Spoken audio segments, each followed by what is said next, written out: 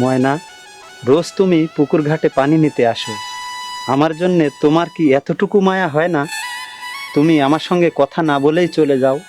রাজকুমার, অমন করে বলবেন না। আপনার কথা শুনলে আমি যে জ্ঞান হারিয়ে ফেলি। আর আপনি কেমন মানুষ? দেশে কি আর কন্যা নেই? আপনি হলেন রাজকুমার, আর আমি সামান্য গরিব ঘরের কন্যা। এটা জানার পরেও রোজ আপনি এই পুকুর ঘাটে এসে আমার জন্য কেন অপেক্ষা করেন? ময়না, তুমি বোঝো না আমি কেন রোজ পুকুর ঘাটে অপেক্ষা করি? আর তোমার যে বয়স, এই বয়সে তুমি কেমন করে একা একা থাকো? ও আচ্ছা, আমি এই বয়সে একা একা কেমন করে থাকি? রাজকুমার, দয়া করে এমন কথা বলবেন না। আপনার এই কথা শুনে আমি যে লজ্জায় মরে যাই। আপনি এমনিতেই আমার মনটা মজিয়ে ফেলেছেন। দয়া করে এমন কথা বলে আর এই মনটাকে বিষিয়ে তুলবেন না। তোমার মনটা যখন মজিয়েই ফেলেছি, তোমার ওই মনটা আমাকে দিয়ে দাও না। তোমার জন্য আর কতদিন এই পুকুর ঘাটে আমি অপেক্ষা করব? রাজকুমার, আপনি আমার এই মনটা মজিয়ে ফেললেও এই মনটা যে আমি আপনাকে দিতে পারবো না, কারণ আপনি হলেন রাজকুমার।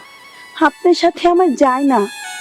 আর আমার এই পোড়া মনটা এখন শুকনো আছে।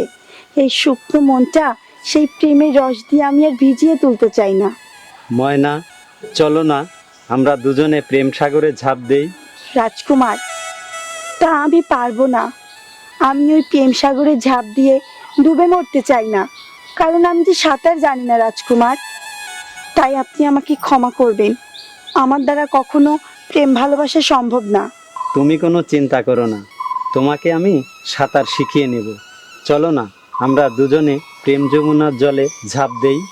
না না রাজকুমার, আমি প্রেম যমুনার জলে ঝাঁপ দিতে চাই না।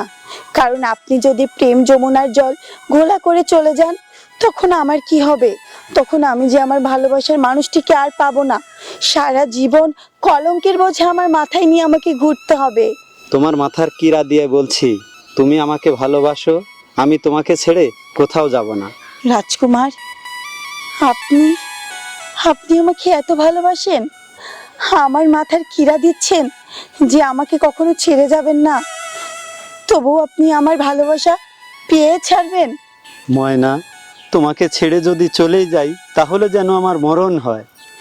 না না রাজকুমার, অমন কথা বলবেন না। আপনার কথা শুনলে ওই আল্লাহ যে নারাজ হয়ে যাবে।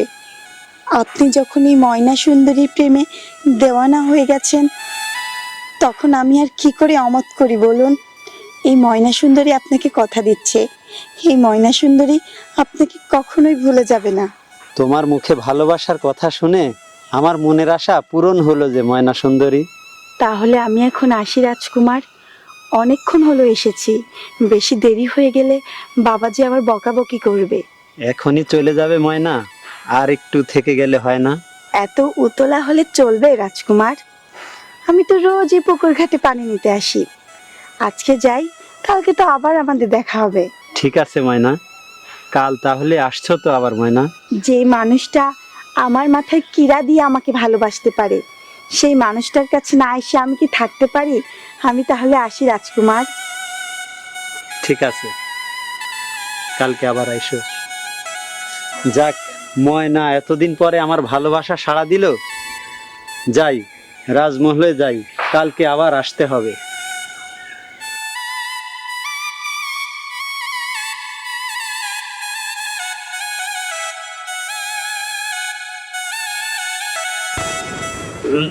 ময়না রে, মাল খাইলে তাল হই না, তাল হই দেখলে তোরে জানি না কি মাল আছে তোর ওই ভিতরে।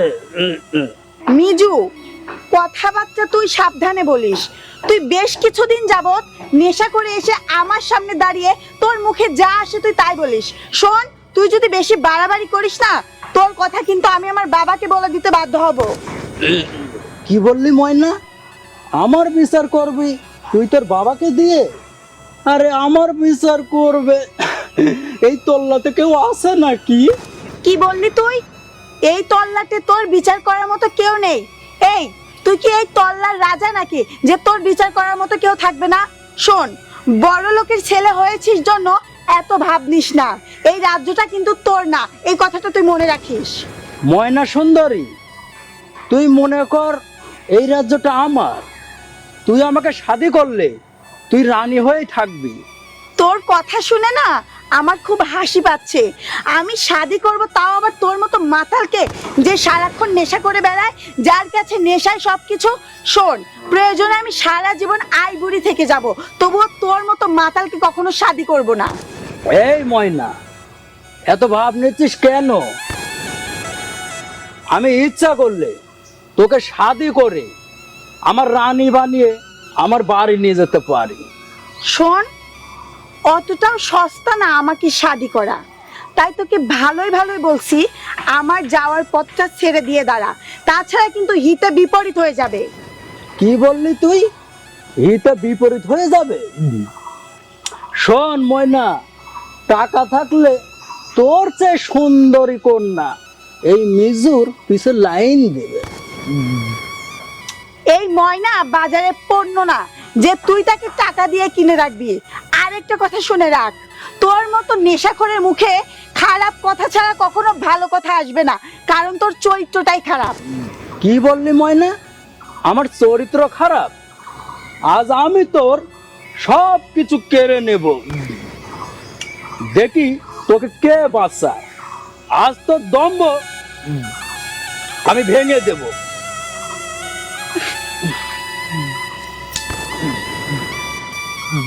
দেখলি তো এই ময়নার গায়ে হাত দেওয়ার শাস্তি কত ভয়ঙ্কর। একটা কথা শুনে রাখ, অন্য সব কন্যাদের মতো এই ময়না এত সস্তা না। এই ময়না নিজের জীবন দিবে, কিন্তু কখনো তার মান ইজ্জত দেবে না। ময়না, তুই আমার গালে থাপ্পড় মারলি। এই থাপ্পড়ের প্রতিশোধ যদি আমি না নিতে পারি, তো তুই আমার নাম পাল্টে রাখিস। তুই তো আমায় চিনিস না, এবার তুই বুঝবি আমি কি জিনিস।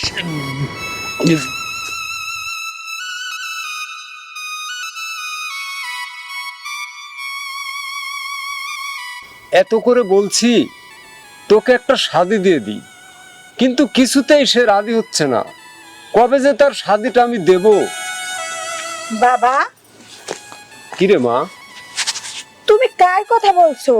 কাকে তুমি শাদি দিতে চাইছো?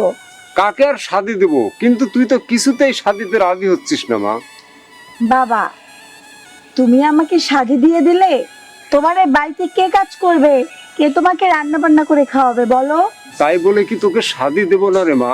তোর যে শাদির বয়স হয়েছে। বাবা, আমার শাদি নিয়ে তোমাকে এত চিন্তা করতে হবে না। যেদিন আমার শাদির ফুল ফুটবে সেদিন এমনিতেই শাদি হয়ে যাবে। কবে তোর শাদির ফুল ফুটবে আর কবেই তোকে আমি শাদি দেব রে মা? তবে কি তোর শাদি দিয়ে আমি মরতে পারবো না রে মা? বাবা, এসব তুমি কি বলছো? তুমি মরবে কেন? শোনো বাবা, এইসব কথা কিন্তু তুমি মুখেও আনবে না। আর যদি এসব কথা তুমি আবার বলো, তাহলে কিন্তু আমি তোমার বাড়ি থেকে অনেক দূরে চলে যাব, তুমি আমাকে আর খুঁজেই পাবে না। মারে, তুই এমন কাজ করলে আমি যে মরে যাব রে মা। তুই যে আমার মা মোরা একমাত্র কন্যা। বাবা, তাহলে তুমি আমাকে বলো, তুমি আর কখনো আমাকে শাদির কথা বলবে না? ঠিক আছে রে মা, তোর যখন ইচ্ছা তুই তখনই শাদি করিস। জানো বাবা, আমি যখন পানি আনতে যাই তখন মিজু আমার সামনে এসে দাঁড়ায়, নেশা করে এসে আমাকে আজে বাজে কথা বলে। আজকে দিয়েছি একটা থাপ্পড়। কি বললি? তুই মিজুর গায়ে হাত তুলেছিস? সে তো খুব একটা ভালো না রে মা। তোকে যদি কোনো কিছু করে বসতো। বাবা, তুমি এত চিন্তা করো না তো। ওই মিজুর এত সাহসও হয়নি যে আমাকে সে ক্ষতি করবে। মারে, ওরা বড় লোক, ওরা মানুষকে মানুষ মনে করে না। ওরা যখন তখন যা ইচ্ছা তাই করতে পারে। বাবা, সবার সাথে করলেও আমার সাথে করতে পারবে না। আর ওই মিজু যদি বেশি বাড়াবাড়ি করে না, ওকে মেরে ওর হাত পা আমি ভেঙে দেব। ও এখন এই ময়না সুন্দরীকে চিনতে পারেনি যে আমি কেমন কন্যা।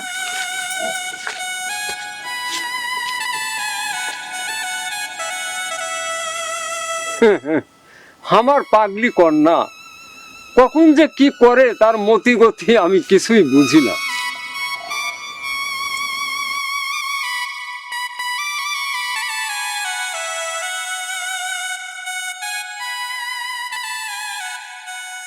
না, আর কতক্ষণ ময়না সুন্দরীর জন্য এখানে অপেক্ষা করব। তাহলে কি আজকে ময়না সুন্দরী এখানে আসবে না? না, আমার তো আর ভালোই লাগতেছে না। ওই তো আমার ময়না সুন্দরী আসছে।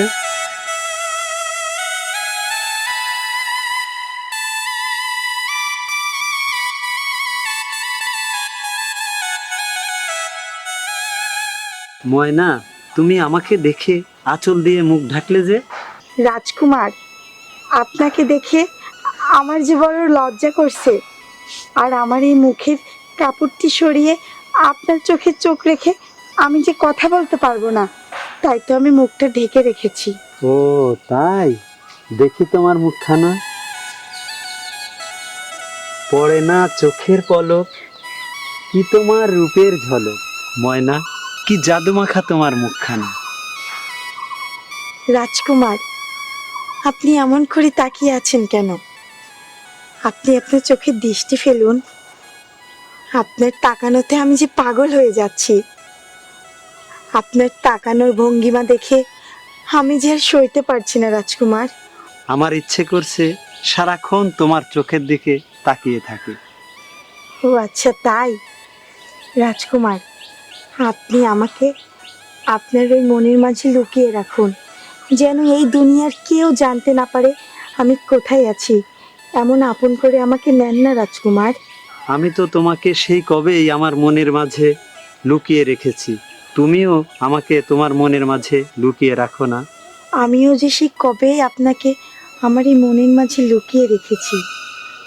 রাজকুমার, আপনি আমার এই দেহ মাঝে মিশে যান না, যেন এই দুনিয়ার বুকে আমি আর আপনি এক দেহ নিয়ে থাকতে পারি। আমি তো তোমার মুখপানে চেয়ে আছি, কবে তুমি আমাকে এই কথাটা বলবে? ও আচ্ছা তাই রাজকুমার, আজ তো দেখছি দুজনের মনের কথা এক হয়ে যাচ্ছে। এতদিন আপনারও সাহস হয়নি, আমারও সাহস হয়নি, কেউ কাউকে আমরা ভালোবাসার কথা বলতে পারিনি। আজ আমাদের সময় রাজকুমার, দুজন দুজনের মনের কথা শুনবো। আজকে আমরা প্রেমের রং দিয়ে আমাদের এই মনকে রাঙাবো রাজকুমার। ময়না, চলো আজকেই আমরা শাদি করে ফেলি। রাজকুমার, আমারও যে মন চাইছে আজকেই আপনাকে শাদি করে নেই, কিন্তু কিন্তু কি? আমার যে বড় ভয় করছে রাজকুমার। আমরা যদি নিজে নিজে শাদি করি, তাহলে কি আপনার পিতামাতা আমাকে মেনে নেবে? আমাকে কি ওই রাজমহলের রানী হিসেবে মানবে? কে মানলো আর কে মানলো না সেটা আমার দেখার সময় নেই ময়না।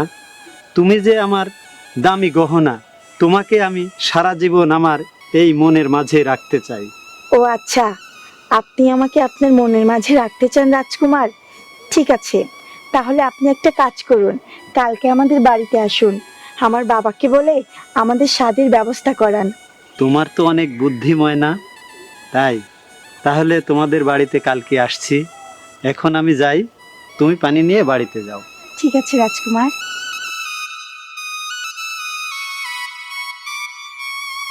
আমার যে কত খুশি লাগছে, আমি কাউকে বলে বোঝাতে পারবো না। আমি হব রাজমহলের রাজরানী। আমি আমার ভালোবাসার মানুষটিকে আপন করে পেতে যাচ্ছি। যাই, এই খুশির খবরটা এক্ষুনি গিয়ে আগে বাবাকে দেই।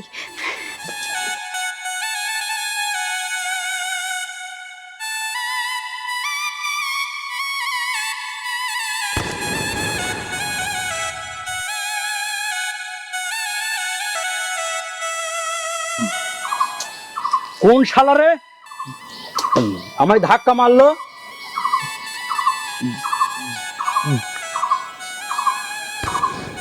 ও তুই তুই আমায় ধাক্কা মারছিস? ও, তোর নরম হাতের ছোঁয়ায় তাই তো আমার কোথাও লাগেনি। ও আচ্ছা, আমার ধাক্কা তোর কাছে নরম হাতের ছোঁয়া মনে হয়েছে? কি রে, সেই দিনের থাপ্পড়ের কথা কি তুই ভুলে গেছিস? না রে, ভুলিনি। তোর হাতের থাপ্পড় অনেক মজা লেগেছিল। আজ আবার মারবি নাকি? আর যদি আবার তুই আজে বাজে কথা বলিস, তাহলে আরেকটা থাপ্পড় আমি দিতে পারি, আমার কিছুই মনে হবে না। কি বললি তুই? আমাকে মারবি? তোর সাহস হয় কি করে আমাকে মারার? তুই জানিস আমি তোকে কি করতে পারি? তুই আমার কিছুই করতে পারবি না, কারণ দুরজ বাদে আমি হব এই রাজ্যের রাজরানী। তখন তো আমাকে তোকে রানীমা বলে ডাকতে হবে। ওমা বলে কি? ও নাকি হবে রাজরানী? চাল নেই, চুলো নেই, থাকিস তো কুড়ো ঘরে, তুই আবার হবি রাজরানী? মুখ সামনে কথা বল। আমি তোকে রানী হয়ে দেখাই দিব। তুই দেখে নিস এই ময়না সুন্দরী কোথায় গিয়ে রানী হয়ে উঠেছে। তোর কথা শুনে আমি বুঝে উঠতে পারছি না আমি হাসবো না কাঁদবো। তোকে শাদি করবে রাজকুমার? শোন, এই কথাটা শুধু আমাকে না, তুই যদি ছোট বাচ্চাদেরকে বলিস তাও তারা বিশ্বাস করবে না। আমার কথা তোকে বিশ্বাস করতে হবে না, তুই সময় হলে দেখে নিস। এবার দয়া করে আমার পথটা ছেড়ে দিয়ে দাঁড়া। তোর রাস্তা তো আমি অবশ্যই ছাড়বো, তার আগে আমার গালে থাপ্পড় দেওয়ার প্রতিশোধ আমি নেব না? শোন মিজু, তোকে আমি ভালো করে বলছি, তুই আমার পথটা ছেড়ে দিয়ে দাঁড়া। তাছাড়া কিন্তু সেই দিনের মতো আজ আবার তুই আমার হাতে থাপ্পড় খাবি। ময়না রে, তোর হাতে থাপ্পড় সেদিন আমার ভালোই লেগেছিল। ময়না সুন্দরী, তোর হাতে থাপ্পড় না মেরে তোর এই নরম হাত দিয়ে আমাকে একটু আদর করে দে না। কি বললি তুই? আমার এই নরম হাতের আদর খাবি তুই? একটা কথা কান খুলে শুনে রাখ, আমার এই দুই হাত দিয়ে তোকে আদর করার আগে প্রয়োজনে আমি আমার হাতই কেটে ফেলবো, তবুও তোর মতো শয়তানকে কখনো আমি আদর করব না। কথাটা তুই মনে রাখিস। শোন, আমি কিন্তু সবকিছুই মনে রাখি। আমি যাতে মাতাল হলেও তাহলে কিন্তু ঠিক। তাই বলছিলাম সবকিছু বাদ দিয়ে ময়না সুন্দরী তুই আমাকে শাদি করে নে। বাহ, তুই তো দেখি এখন আবার তোর কথার সুরই পরিবর্তন করে ফেললি। শোন, তোকে আমি আবারও বলে দিচ্ছি, এই ময়না সুন্দরী কখনোই তোকে শাদি করবে না। ময়না রে, রাগারাগি না করে এখনো সময় আছে, তুই আমাকে আপন ভেবে শাদি করে নে। শোন, তোর এই মুখে এক কথা বারবার শুনতে আমার আর ভালো লাগে না। দয়া করে আমার পথটা ছেড়ে দাঁড়া, আমাকে যেতে দে। আরে সর বলছি। দেখি এই বিষয়টা ওর পিতার কাছে বলতে হবে।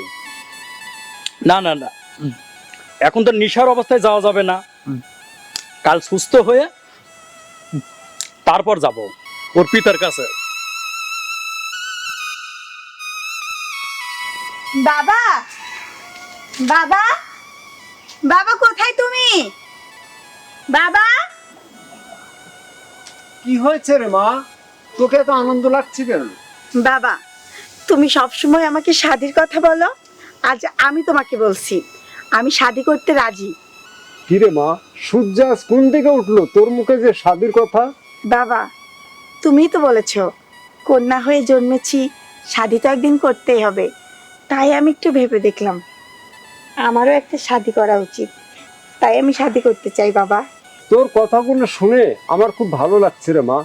তা তোর পাত্র আমি দেখবো না অন্য কোনো ছেলেকে তোর পছন্দ আছে? তুই খুলে বল আমাকে। বাবা, পাত্র আমার পছন্দই আছে। পাত্র তোর পছন্দই আছে রে মা? তা বল, কে সে ভাগ্যবান পুত্র যে আমার ময়না সুন্দরীর স্বামী হতে চলেছে? বাবা, আমি যাকে ভালোবাসি সেই পাত্রের নাম যদি তুমি শোনো তাহলে তুমি খুশিতে বাগ বাগ হয়ে যাবে। তাই? কে সে পাত্র মা? তুই তার নাম বল আমাকে। বাবা, ওর নাম যদি আমি বলি তুমি তো চমকে উঠবে। জানো বাবা, সে আমাকে তার নিজের জীবনের থেকেও বেশি ভালোবাসে, আমিও তাকে আমার নিজের জীবনের থেকেও বেশি ভালোবাসি। আমরা দুইজন দুইজনের জীবন সাথী। তা বলবি তো সে পাত্র নামটা কি? বাবা, সেই পাত্রটা হচ্ছে আমাদের এই রাজ্যের রাজার একমাত্র রাজপুত্র মিরাজ। কি বললি? তোর মাথাটা কি ঠিক আছে রে মা? হ্যাঁ বাবা, আমার মাথা তো ঠিকই আছে। এ হয় না রে মা, তুই তোর মিথ্যা স্বপ্ন থেকে বেরিয়ে আয়। এটা আমার মিথ্যা স্বপ্ন না বাবা, এটা আমার সত্য স্বপ্ন। আমি যে আমার এই হৃদয়ের গভীরে রাজকুমারকে বসিয়েছি। আমি রাজকুমারকে নিয়ে সারা দিন সারা রাত ভাবি। রাজকুমার যে আমার এই ঘুমন্ত মনটাকে জাগ্রত করে দিয়েছে বাবা। এ হয় না রে মা, তুই হলি গরিবের কন্যা আর ও হলো রাজপুত্র, তাই এই স্বপ্ন থেকে তুই বেরিয়ে আয় রে মা। না বাবা, আমি কখনোই রাজকুমারকে ভুলে যেতে পারবো না। আর শোনো, রাজকুমার কাল তোমার কাছে আসবে আমাদের শাদীর প্রস্তাব নিয়ে। আমি এখন আর এ বিষয়ে কথা বলতে পারবো না। আমি গিয়ে এখন রান্না চড়িয়ে দেই।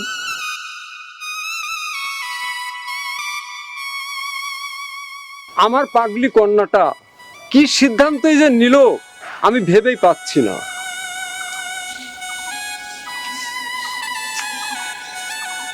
চাচা বাড়িতে আছেন? চাচা, চাচা বাড়িতে আছেন?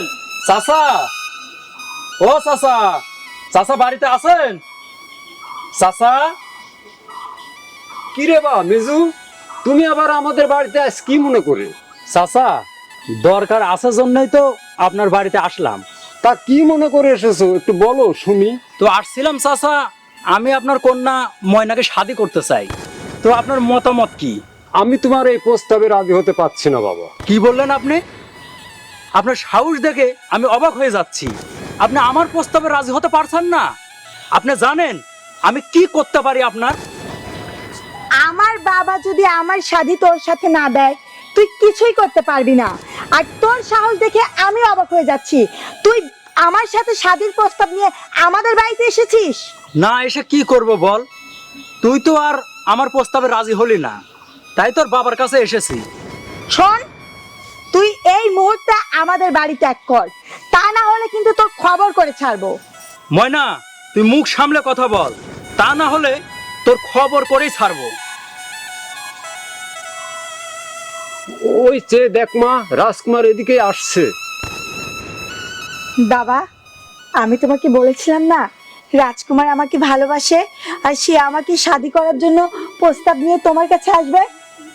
আর মিজু, তুই একটু দাঁড়া, রাজকুমার আগে আসুক, তারপর তোকে কিভাবে সাহায্য করতে হয় তা আমার ভালো করেই জানা আছে। এ তো দেখছি রাজকুমার সত্যি এদিকে আসছে। না না না, আমি এখান থেকে কেটে পড়ি, নিজের সম্মান বাঁচাতে হবে। এই চলে যাচ্ছিস কেন? আমার ময়নাকে কি তুই শাদী করবি না? রাজকুমার, আপনি এসেছেন। সে আমি কখন থেকে আপনার পথ চেয়ে বসে আছি। হ্যাঁ ময়না, তোমার আমার শাদীর কথা তোমার বাবাকে বলতে এসেছি। রাজকুমার, আপনি যে আমার কন্যাকে শাদী করতে চাচ্ছেন, এটা কি আপনার পিতা মেনে নেবে? কে মানলো আর কে মানলো না সেটা আমার দেখার সময় নেই। আপনি আমার প্রস্তাবে রাজি আছেন কিনা সেটা আমাকে বলুন। আমি মেনে নিয়ে কি হবে? আপনার পিতা যদি এই শাদীতে রাজি না হয়, তাহলে আমার কন্যার কি হবে? আমি ময়না সুন্দরীকে কথা দিয়েছি, আমি তাকে শাদী করব। আপনি এই শাদীতে দ্বিমত করবেন না। বাবা, আমি রাজকুমারকে ভালোবাসি। আমি রাজকুমারকে ছাড়া কিছুই ভাবতে পারি না। বাবা, তোমার কাছে অনুরোধ করে বলছি, তুমি আমাদের শাদীতে অমত করো না। তুমি রাজকুমারের প্রস্তাবে রাজি হয়ে যাও। আমি তো আমত করছি না রে মা, আমি শুধু ভয় করছি তোকে নিয়ে। রাজকুমারের পিতা যদি এই শাদীতে মেনে না নেয়, তাহলে কি হবে? আমার পিতা যদি না মেনে নেয়, প্রয়োজনে রাজমহল ছেড়ে আপনার কন্যাকে নিয়ে এখানেই থাকবো, তবুও আপনি এই শাদীতে মত দিন। বাবা, তুমি যা ভাবছো সব তোমার ভুল ধারণা। রাজকুমার থাকতে তোমার কন্যার কিছুই হবে না। রাজকুমার আমাকে আগলে রাখবে। তুমি আর অমত করো না বাবা। ঠিক আছে, দুজনেরই যেহেতু মত, তাহলে আর আমি অমত দিয়ে কি করব মা? তাহলে আপনি এখনই আমাদের শাদীর ব্যবস্থা করুন। ঠিক আছে, তাহলে আমি এখনই কাজীকে ডেকে আনি। এবার খুশি হয়েছো ময়না? দেখলে তো তোমাকে আমি কত ভালোবাসি। রাজকুমার, আমাদের এই ভালোবাসা সারাটা জীবন থাকবে তো? আমরা যতদিন বাঁচবো ততদিন যেন উপরালা আমাদের এই ভালোবাসাকে বাঁচিয়ে রাখে। রাজকুমার, ময়না সুন্দরী,